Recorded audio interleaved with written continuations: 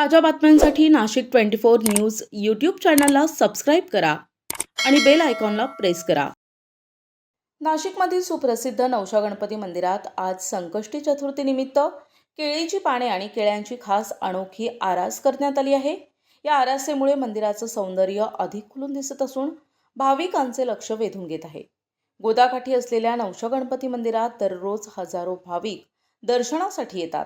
आज संकष्टी चतुर्थी असल्याने मंदिर परिसरात केळीच्या पानांची सजावट करण्यात आली असून नवसाला पावणारा गणपती अशी श्रद्धा असल्याने भाविकांची मोठी गर्दी पाहायला मिळत आहे.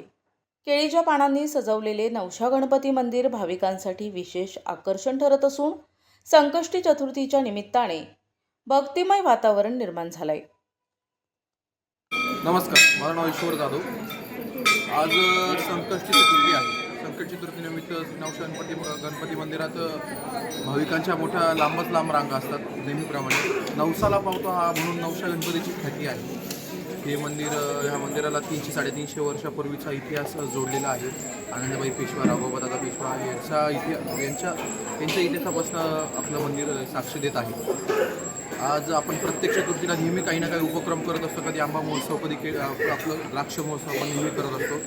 तर आज आपण आजच्या चतुर्थी विशेष आपण आज केळांची आरास केलेली आहे. आजचा केळी महोत्सव आज म्हणजे आपण जवळपास 51 कॅरेट केळीला आपण इथे लावलेली आहे. केळीच्या पानामध्ये केळीचे खांब म्हणजे असं पूर्ण भक्तिमय वातावरण आपण तयार केलेलं आहे आजचं.